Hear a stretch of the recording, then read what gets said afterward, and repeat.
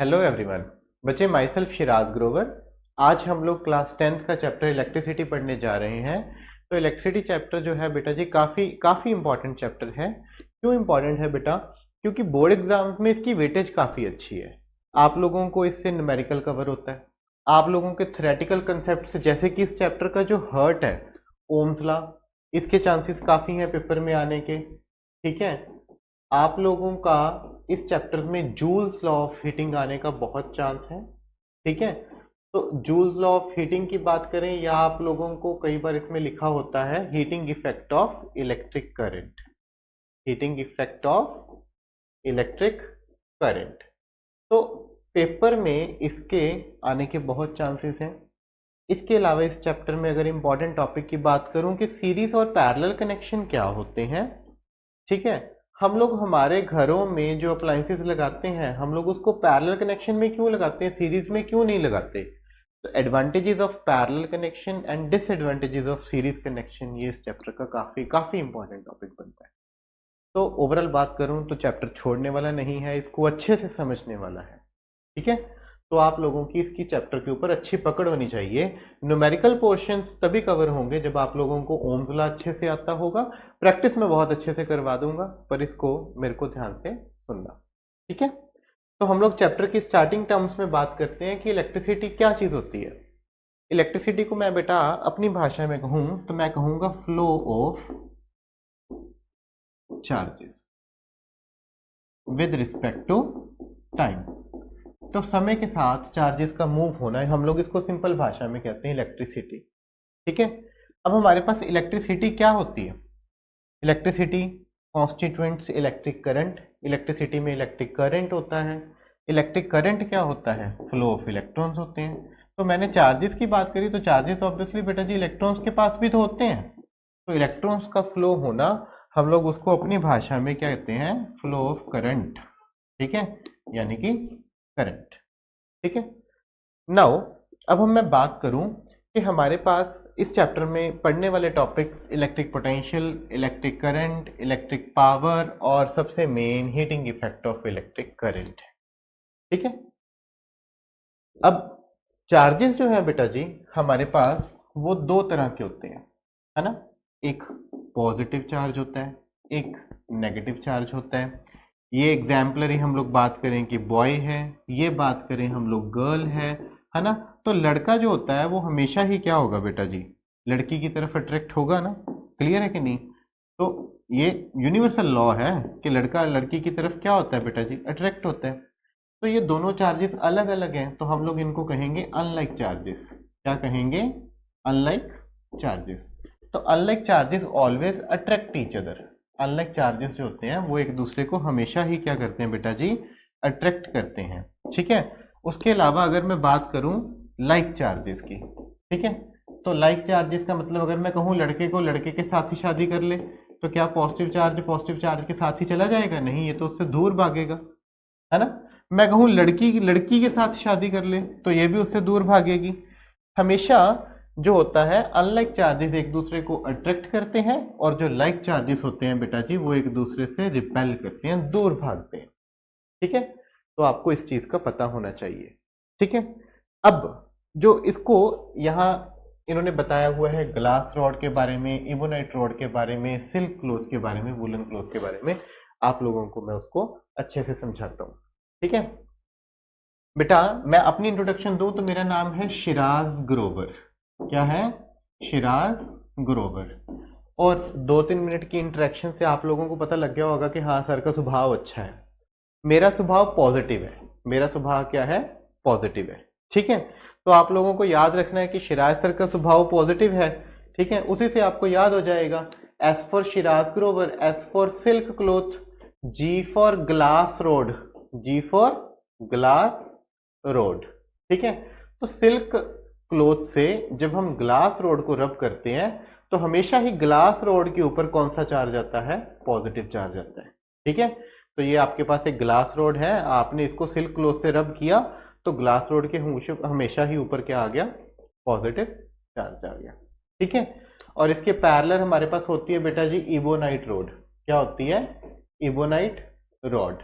आप इसको जब वूल से रब करोगे तो हमेशा ही उसके ऊपर क्या आएगा, नेगेटिव चार्ज आएगा। हमेशा ही उसके ऊपर क्या आएगा बेटा जी, नेगेटिव चार्ज आएगा। क्लियर है? इस चीज को आपको अच्छे से याद रखना है। ऑपोजिट चार्जेस जैसे मैंने बताया अभी कि एक दूसरे के करीब आते हैं, एक दूसरे से अट्रैक्ट होते हैं, और लाइक चार्जेस एक दूसरे से हमेशा ही क्या करते हैं बेटा जी, दूर भागते हैं। लाइक चार्जेस हमेशा ही दूर भागते हैं। ठीक है। अब देखो बेटा कि जैसे हम लोग मार्केट में जाते हैं क्लोथ लेने के लिए, कपड़ा लेने के लिए, तो आप उसको कहते हो कि मुझे 5 मीटर व्हाइट क्लोथ दे दो, मैंने कुर्ता पजामा सिलवाना है ना। आप लोग एप्पल लेने जाते हो, फ्रूट लेने जाते हो, तो उसको कहते हो 2 kg मुझे एप्पल्स दे दो, है ना। तो हम लोग बात करें कि हमारे पास हर एक क्वांटिटी को मेजर करने के लिए एक यूनिट होता है। हर एक क्वांटिटी को मेजर करने के लिए क्या होता है, यूनिट होता है। क्लोथ को मेजर करने के लिए मेरे पास मीटर है, क्लोथ को मेजर करने के लिए मेरे पास मीटर है, एप्पल्स को मेजर करने के लिए मेरे पास किलोग्राम है। ठीक है। उसी तरह जो चार्ज होता है, इसको मेजर करने के लिए जो हमारे पास यूनिट होता है, हम लोग उस यूनिट को कहते हैं कूलम्ब। क्या कहते हैं, कूलम्ब। ठीक है, स्मॉल सी से डिनोट करते हैं हम लोग इसको। तो चार्ज को मेजर करने के लिए हमारे पास यूनिट्स होते हैं कूलम। और इस चीज को आप लोग क्लास 9th में पढ़ के आए हो। क्लास 9th में आपका केमिस्ट्री का जो atoms and structure, atoms and molecules chapter था, ठीक है, उसमें आप लोगों ने पढ़ा हुआ है कि एक इलेक्ट्रॉन के ऊपर 1.6 इंटू 10⁻⁻19 कूलम चार्ज होता है। ठीक है, एक इलेक्ट्रॉन के ऊपर 1.6 इंटू 10⁻⁻19 कूलम चार्ज होता है, और एक प्रोटॉन के ऊपर यही चार्ज होता है, बस इलेक्ट्रॉन के लिए हम लोग कह देते हैं कि वो नेगेटिव होता है, प्रोटॉन के लिए हमेशा वो पॉजिटिव होता है। तो मेरा आपको समझाने का ये मतलब था कि चार्ज के यूनिट्स जो होते हैं वो होते हैं कूलम, और हम उसको C से डिनोट करते हैं। ठीक है। अब जो पेपर में क्वेश्चन बन के आ जाता है हमारे पास, वो ये बन के आता है बेटा कि मुझे ये बताओ कि एक कूलम में कितने इलेक्ट्रॉन्स होंगे। मुझे ये बताओ कि एक कूलम में कितने इलेक्ट्रॉन्स होंगे। ठीक है। मैंने अभी आप लोगों को बताया कि एक इलेक्ट्रॉन के अंदर 1.6 इंटू 10⁻⁻19 कूलम चार्ज होता है। ठीक है जी। तो आप सभी लोगों को पता है इसके ऊपर पावर नेगेटिव है, इसको अगर मैं डिनोमिनेटर में ले जाऊंगा तो वो पावर पॉजिटिव हो जाएगी। अब ये डिनोमिनेटर में है ना, तो इधर से इस तरफ आकर ये क्या हो जाएगा, मल्टीप्लाई में चला जाएगा। तो 10⁻19 electrons is equals to 1.6 coulomb आ गया। अब ये मल्टीप्लाई में है तो ऑब्वियसली इधर आकर क्या हो जाएगा, डिवाइड में आ जाएगा। तो 10⁻19 electrons divided by 1.6 equals to 1 coulomb. ठीक है, समझ गए बच्चे। अब ये पॉइंट हटा दो, पॉइंट हटाओगे तो वो ऊपर चला जाएगा। तो 10⁻19 पॉइंट हटाकर जो हमने 10 एक और लगा दिया, डिवाइडेड बाय आ गया 16 इलेक्ट्रॉन्स इक्वल्स टू 1 कूलम। ठीक है जी। 19 जो है हमारे पास, ये वाला 19, इस 19 को बेटा मैं क्या करता हूं, स्प्लिट कर देता हूं 18 और 1 में, क्योंकि 18 + 1 19 होता है ना, आप सभी लोगों को पता ही है। ठीक है, 18 + 1 19 है। तो कैसे मैं स्प्लिट करना चाह रहा हूं, 10⁻18 इंटू 10⁻1, तभी बन जाएगा 19। और एक ये हमारे पास जो 10 पड़ा है, इसको हम ले गए इंटू 10, डिवाइडेड बाय क्या है बेटा जी, 16 electron equals to 1 coulomb. 10 into 10 100, तो 10⁻18 into 100 divided by 16 electron equals to 1 coulomb. 100 को आप लोग काटो 50/8, फिर काटो 25/4, 25 का फिर काटो 12.5, इसको काटो 2, फिर काटो तो 25 का हाफ, मतलब सॉरी 12.5 का हाफ 6.25। ठीक है जी। तो 6.25 ये रहा इंटू 10⁻18। तो मैं बात करूं कि 6.25 इंटू 10⁻18 इलेक्ट्रॉन्स में एक कूलम चार्ज होता है, या एक कूलम चार्ज में इतने इलेक्ट्रॉन्स होते हैं। ठीक है, आप लोग इसको बेटा जी लर्न कर लें, क्योंकि ये एमसीक्यू की फॉर्म में भी बन के पेपर में आ जाता है कि एक चार्ज, एक कूलम चार्ज के पास कितने इलेक्ट्रॉन्स होते हैं, तो सीधा लर्न कर लें कि 6.25 इंटू 10⁻18 इलेक्ट्रॉन्स होते हैं। ठीक है, नेक्स्ट साइड हम बात करते हैं बेटा जी कि कंडक्टर्स क्या होते हैं। कंडक्टर्स क्या होते हैं, ठीक है, अगर मैं बात करूं कि व्हाट आर कंडक्टर्स, तो कंडक्टर्स वो सारे अप्लायंसेस होते हैं बेटा जी जो करंट कैरी करते हैं। आप सभी लोगों को पता है मेटल क्लिप्स जो होती हैं वो कैरी करती है करंट। हम अपने घरों में जितनी भी तारें लगाते हैं वो सारी मेटल्स की लगाते हैं, कॉपर की तार यूज करते हैं ना हम लोग, तो वो क्या है, कंडक्टर है। आप लोगों को भी बिजली का झटका लगा होगा कभी ना कभी, तो आपकी बॉडी भी क्या है, कंडक्टर है ना, सही बात है कि नहीं। पानी में भी इलेक्ट्रिसिटी फ्लो हो जाती है, पर वो अगर टैप वाटर हो, तो टैप वाटर भी क्या है, एक कंडक्टर है। अलॉयज भी कंडक्टर होती हैं। अब आप पूछोगे कि अलॉयज क्या होती हैं, है ना। तो अलॉयज जो होती हैं बेटा जी वो mixture of metals and non metals होती हैं। तो पहले अलॉय की बात करते हैं, इसको समझो, ठीक है। अलॉय ये काफी इंपॉर्टेंट टर्म है इस चैप्टर की। चैप्टर इलेक्ट्रिसिटी में अगर काफी अच्छी इंपॉर्टेंट टर्म आप लोगों को ये क्लियर हो जाती है तो बहुत अच्छी चीज है कि अलॉय क्या होती है। तो alloy is mixture of metal with metal, metal की मेटल के साथ भी, या मेटल की नॉन मेटल के साथ भी जो मिक्सचर होता है हम लोग उसको क्या कहते हैं, अलॉय कहते हैं। अलॉय की एग्जांपल में बात करूं तो हमारे पास अलॉय की एग्जांपल है बेटा जी कॉन्स्टेंटन, ठीक है, मैग्नीन, डुर एल्यूमिन, काफी सारी तरह की अलॉयज हमारे पास जो होती हैं डेली लाइफ में यूज होती हैं, ठीक है।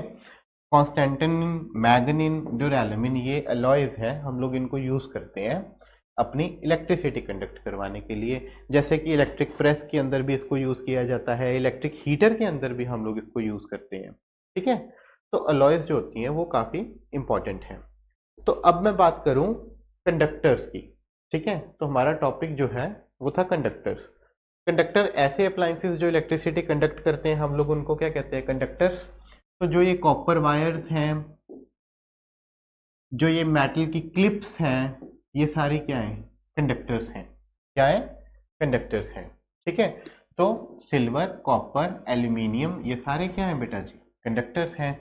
वो कहते हैं आप मेटल की अलॉयज नाइक्रोम, मैग्नीन, कॉन्स्टेंटन, ठीक है, ये भी हीटिंग एलिमेंट्स में यूज करते हैं, जैसे कि मैंने आपको बताया प्रेस में, ठीक है जी, या हम लोग इसको रूम हीटर्स में यूज करते हैं। तो ये भी क्या है, कंडक्टर्स हैं, ठीक है। हमारी ह्यूमन बॉडी भी जो है, मैंने अभी बताया कि झटका लग जाता है, तो वो भी क्या है, एक कंडक्टर है, ठीक है। इंसुलेटर्स क्या होते हैं, तो इंसुलेटर वो सारे अप्लायंसेस जो इलेक्ट्रिसिटी कंडक्ट नहीं करते, हम लोग उनको क्या कहते हैं, इंसुलेटर्स कहते हैं। ऐसे अप्लायंसेस जो इलेक्ट्रिसिटी कंडक्ट नहीं करते, हम लोग उनको क्या कहते हैं बेटा जी, इंसुलेटर्स कहते हैं, ठीक है। तो इंसुलेटर में इंसुलेटर में हमारे पास आती है बेटा जी प्योर वाटर। क्या आता है, प्योर वाटर। जो प्योर वाटर H2O है, ये इलेक्ट्रिसिटी कंडक्ट नहीं करता, टैप वाटर करता है, मैंने आपको बताया था। प्योर वाटर इलेक्ट्रिसिटी कंडक्ट नहीं करता, ठीक है। ये एग्जांपल के तौर पे मेरे पास तार पड़ी हुई है, तो बेटा जी ये जो वायर है इसके ऊपर रेड कोटिंग है, तो ये रेड कोटिंग है, ये क्या है, इंसुलेशन है। क्या है, इंसुलेशन। यानी कि इसके ऊपर जो ये प्लास्टिक चढ़ा हुआ है, पॉलीविनाइल क्लोराइड है, पीवीसी की कोटिंग है, ये मुझे करंट नहीं लगने देती, ठीक है। तो ये इंसुलेटर है। क्या है बेटा, इंसुलेटर है, ठीक है। तो प्लास्टिक है हमारे पास, ये भी क्या होता है, इंसुलेटर होता है। तो ऐसे जो इलेक्ट्रिसिटी कंडक्ट नहीं करने देते। अब कंडक्टर और इंसुलेटर में ऐसा होता क्या है कि एक जना हमें इलेक्ट्रिसिटी कंडक्ट करने दे देता है, एक जना इलेक्ट्रिसिटी कंडक्ट नहीं करने देता, ठीक है। तो जो बेटा कंडक्टर्स होते हैं, कौन होते हैं, कंडक्टर्स, इनमें फ्री इलेक्ट्रॉन्स होते हैं। क्या होते हैं, फ्री इलेक्ट्रॉन्स। जैसे कि मैं बात करूं सोडियम, एटॉमिक नंबर 11 है, इलेक्ट्रॉनिक कॉन्फ़िगरेशन है 281, ठीक है। तो इसमें ये फालतू इलेक्ट्रॉन पड़ा हुआ है, सोडियम चाहता है कि इसका ये वाला इलेक्ट्रॉन जो है वो रिमूव हो जाए, सोडियम चाहता है कि मैं फ्री हो जाऊं, मैं इस इलेक्ट्रॉन से मुक्त हो जाऊं। तो सोडियम इस इलेक्ट्रॉन को भेजना चाहता है, सोडियम चाहता है ये इलेक्ट्रॉन चला जाए, ये मेरे से निकल जाए, तो मैं स्टेबल हो जाऊंगा, ठीक है कि नहीं। तो सोडियम जो है वो इस इलेक्ट्रॉन को रिमूव करना चाहता है, सोडियम में इलेक्ट्रॉन फ्री पड़ा है। मैग्नीशियम की बात करूं तो मैग्नीशियम में क्या होता है, 2 इलेक्ट्रॉन फालतू पड़े हैं। एल्यूमिनियम की बात करूं तो एल्यूमिनियम में क्या होता है, 3 इलेक्ट्रॉन फालतू पड़े हैं। तो ऐसे एलिमेंट्स जिनमें फालतू इलेक्ट्रॉन्स पड़े हैं, फ्री इलेक्ट्रॉन्स पड़े हैं, वो तो धक्के मारते हैं, जा अभी भाग। और मैंने अभी बताया इलेक्ट्रॉन जब जाएगा, चार्ज जब जाएगा तो हम लोग उसको क्या कहते हैं, करंट। तो चार्ज के जाने को ही हम लोग क्या कहते हैं बेटा जी, करंट कहते हैं। ठीक है, तो flow of electrons, flow of current. ठीक है, बात समझ लगी। तो कंडक्टर्स के पास फालतू इलेक्ट्रॉन्स होते हैं और वो चाहते हैं कि ये चले जाएं। जब वो जाते हैं तो उससे करंट पैदा होता है। इंसुलेटर्स के पास ऐसा कोई इलेक्ट्रॉन नहीं होता। ठीक है, इंसुलेटर सारी गैसेस इंसुलेटर ही है। Air is a bad conductor, आप सभी लोगों को पता है एयर जो है वो बैड कंडक्टर है।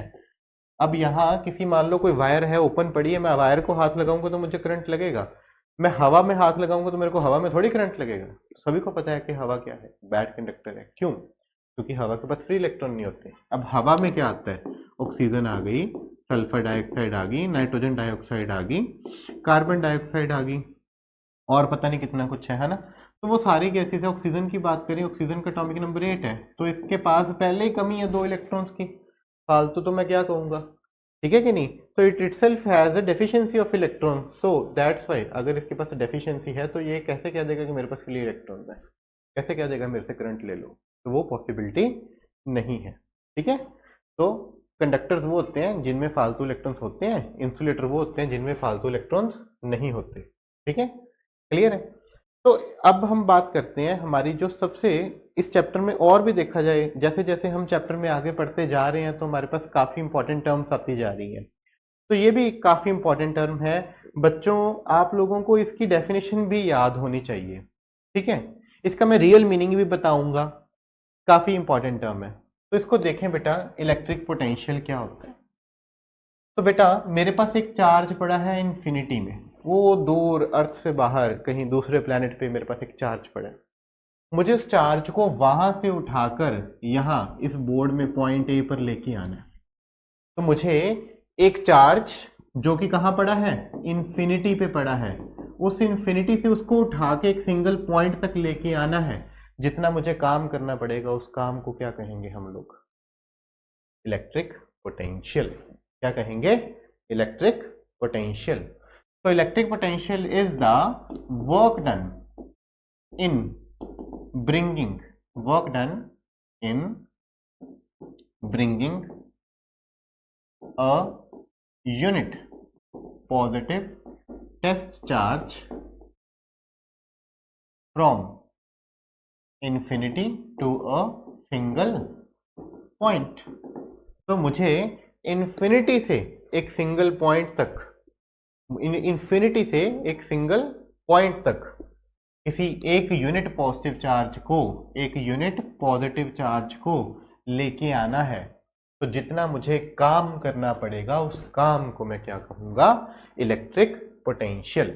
ठीक है, तो इलेक्ट्रिक पोटेंशियल और potential at a point in an electric field is defined as work done in moving a unit positive charge from infinity to that point.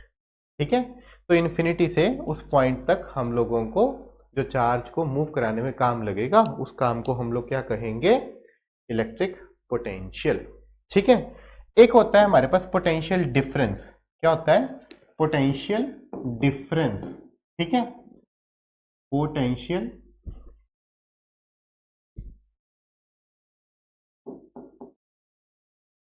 Difference. अब पोटेंशियल डिफरेंस क्या है कि मुझे एक पॉइंट से दूसरे पॉइंट तक उस चार्ज को लेके जाना है, उस एक यूनिट पॉजिटिव चार्ज को एक पॉइंट से दूसरे पॉइंट तक लेके जाना है। तो जितना काम करवाना पड़ेगा हम लोग उसको कहेंगे पोटेंशियल डिफरेंस। ठीक है, तो potential difference is the work done in bringing a unit positive charge from one point two another point, and electric potential is worked in bringing a unit positive charge from infinity to a single point। ठीक है, अब इसके expression की बात करें कि इसका expression क्या होता है। ठीक है, तो आप इसका एक्सप्रेशन देखें बेटा जी, अगली स्लाइड में लिख रहा हूं वैसे मैं। ठीक है, आप इसका एक्सप्रेशन देखें, work done in bringing a unit positive charge from one point to another point is called potential difference. अब पोटेंशियल डिफरेंस का दूसरा नाम बेटा जी है वोल्टेज। क्या है? वोल्टेज। जो आपने कॉमन भाषा में बहुत सुना होगा कि वोल्टेज वोल्टेज बढ़ गई, वोल्टेज घट गई, है ना? ठीक है, वोल्टेज इंक्रीज हो गई, वोल्टेज डिक्रीज हो गई, आज लाइटें अच्छे से चल नहीं रही है, आज रोशनी नहीं है, वोल्टेज कम है, आज एसी नहीं चल रहा है, वोल्टेज कम है ना? तो हमारी डेली लाइफ से लिंक करता हुआ वोल्टेज। ठीक है, पोटेंशियल डिफरेंस को ही हम लोग क्या कहते हैं? वोल्टेज कहते हैं। ठीक है, क्लियर है? तो मैं ये भी लिख सकता हूं W by Q is equals to potential difference, और यहां ये W है वर्क डन और Q है चार्ज। तो मैंने आपको बताया था कि चार्ज के यूनिट्स होते हैं बेटा जी कूलम्ब। ठीक है, चार्ज को हम लोग लिखते जो है वो क्यू से लिखते हैं, डिनोट करते हैं सिंबल क्यू से। कई बुक्स में बड़ा क्यू लिखा होता है, कई बुक्स में छोटा क्यू लिखा होता है। ठीक है, क्लियर है? तो potential difference equals to work per unit charge. जैसे कि मैं कहूं क्वेश्चन में कि मुझे उसने क्वेश्चन में कहा कि मुझे वर्क ढूंढ के बताओ कि कितना वर्क लगा मुझे 10 वोल्ट पोटेंशियल डिफरेंस से 5 कूलम के चार्ज को मूव कराने में मुझे जो वर्क डन लगा, तो वो वर्क डन कहते हैं ढूंढ के बताओ कितना था। तो फिर मैं इन दोनों को मल्टीप्लाई कर दूंगा, फॉर्मूला इसी में मैंने पुट किया है। वर्क मुझे ढूंढना है, चार्ज मुझे उसने 5 कूलम दे रखा था, पोटेंशियल डिफरेंस 10 दे रखा था, इनको इधर आकर मल्टीप्लाई कर दूंगा, तो वर्क डन इक्वल्स टू 50। ठीक है, और जूल्स हो गए वर्क के यूनिट्स। तो वर्क डन कितना हो गया बेटा जी? 50 हो गया। ठीक है, अब किसी अप्लायंस में कितनी वोल्टेज जा रही है, तो उसको मेजर करने के लिए हमारे पास एक इंस्ट्रूमेंट होता है। उस इंस्ट्रूमेंट का नाम है बेटा जी वोल्ट मीटर। क्या है? Volt meter. ठीक है, तो volt meter is the appliance used for measuring the voltage. Volt meter एक अप्लायंस है जिससे हम लोग क्या मेजर करते हैं बेटा जी? वोल्टेज मेजर करते हैं। ठीक है, आप लोगों को उन्होंने ये देखा है कि हमारे पास ये कंडक्टर है और ऊपर लगा रखा है वोल्ट मीटर। तो मैं इस परिभाषा को समझाता हूँ, इसको समझाता हूँ कि एक मीनिंग क्या है। उससे पहले बेटा जी दो चीजें समझें। एक होता है हमारे पास सीरीज कनेक्शन और एक होता है हमारे पास पैरेलल कनेक्शन। तो सीरीज कनेक्शन वो कनेक्शन होता है जिसमें हम लोग एक ही वायर पर काफी सारे अप्लायंसेस लगा देते हैं।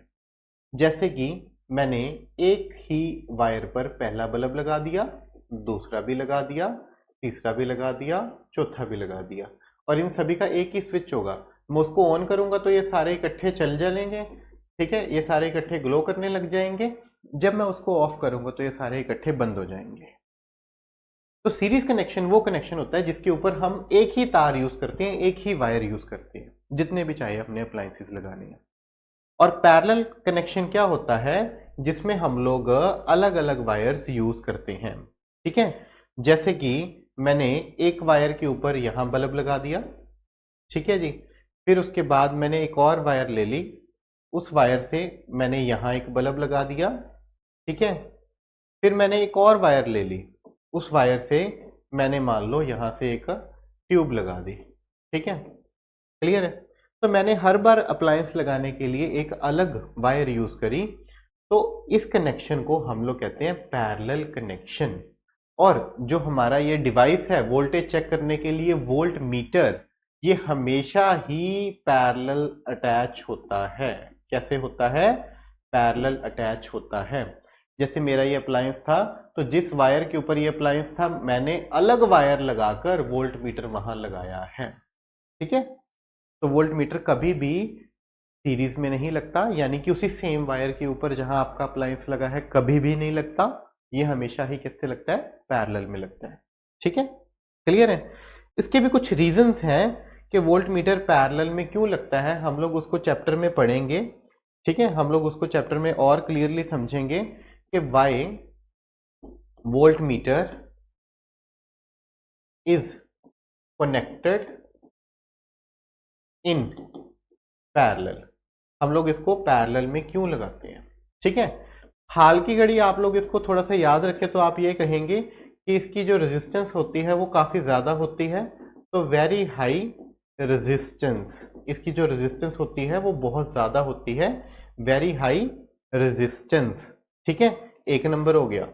दूसरा, ये अपने में से नामात्र करंट पास होने देता है, ये चाहता ही नहीं कि मेरे में से कोई करंट पास हो, ये अपने में से नामात्र करंट पास होने देता है। ठीक है, इसकी रेजिस्टेंस बहुत ज्यादा होती है। रेजिस्टेंस एक बार ये समझ लो कि आप लोग इसका मीनिंग होता है रुकावट। ठीक है, बाद में क्लियर करूंगा कि किसकी रुकावट की बात कर रहे हैं, क्यों कर रहे हैं। तो याद रखना कि वोल्ट मीटर मेजर करता है वोल्टेज यानी कि पोटेंशियल डिफरेंस, और हम लोग इसको पैरेलल में लगाते हैं। 1 मार्क का क्वेश्चन आता है क्यों, तो इसकी रेजिस्टेंस बहुत ज्यादा होती है, ये अपने में से करंट नामात्र पास होने देता है। ठीक है, क्लियर है।